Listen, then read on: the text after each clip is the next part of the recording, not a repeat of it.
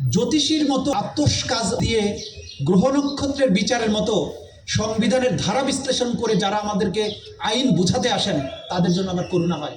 যখন বিপ্লব হয়েছে, একটি নিষ্ঠুর স্বৈরশাসক পালিয়ে গেছে, শত শত মানুষের লাশ রাজপথে তখনও পড়ে আছে। সেই বিপ্লবের পরে যে সরকার গঠিত হয়েছে সেটা একটা বিপ্লবের সরকার।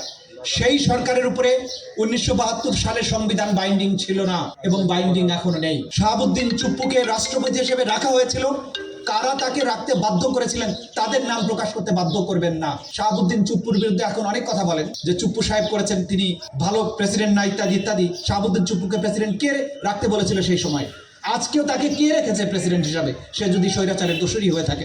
নতুন ইন্টারিম গভর্নমেন্ট যখন হলো, সেটাকে কেন আপনাদের সরকারে যারা আছে তারাই তো এটা প্রস্তাব দিয়ে করেছিলেন একটা ইন্টারিম গভর্নমেন্ট হবে, আর সংবিধানের ব্যাখ্যা নিয়েছিলেন সুপ্রিম কোর্টের কাছ থেকে, প্রয়োজন ছিল। একটা বিপ্লবী সরকার যখন গঠন হবে, জনগণের ইচ্ছা এবং অভিপ্রায়ের বহিঃপ্রকাশ হিসাবেই অন্তর্বর্তীকালীন সরকার গঠিত হয়েছিল। এটা সুপ্রিম কোর্টের রেফারেন্সের কারণে গঠিত হয়নি। এবং এই সরকারের কাছে যেহেতু জনগণের সকল শ্রেণী, পেশা, সকল রাজনৈতিক দল মতের মানুষের সমর্থন ছিল জুলাই বিপ্লবে, সেই সরকারের জন্য কোনো কনস্টিটিউশন বাধ্যকর ছিল না।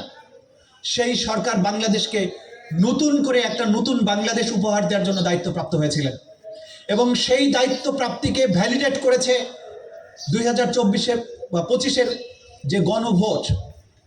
যারা গণভোটকে বলে এটা আইনের দৃষ্টিতে বাধ্যকর নয়, তাদেরকে আমি জ্ঞান পাপী মনে করি। জনগণের ইচ্ছা এবং অভিপ্রায়ে বহিঃপ্রকাশ হিসাবে যে কনস্টিটিউশন সর্বোচ্চ আইন, এবং সর্বোচ্চ আইনটা আসে জনগণের ইচ্ছা এবং অভিপ্রায় থেকে।